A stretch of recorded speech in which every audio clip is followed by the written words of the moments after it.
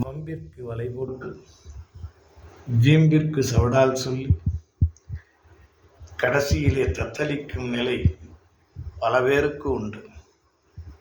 அந்த நிலை தமிழகத்திலே கடந்த சில நாட்களாக நடந்ததை பார்த்து வீராப்பு பேசுவதும் வைராக்கியம் பேசுவதும் சில நேரங்களிலே அவர்களிடத்திலே போய் நாம் மண்டியிடுவதுமாக ஒரு சூழல் மாறிவிடும்.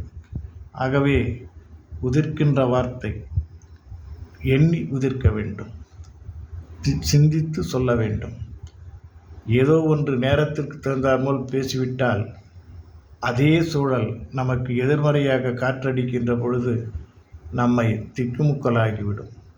அதுதான் இப்பொழுது நடந்த அரசியல் சூழ்ச்சி. எல்லாம் இன்பமயம்.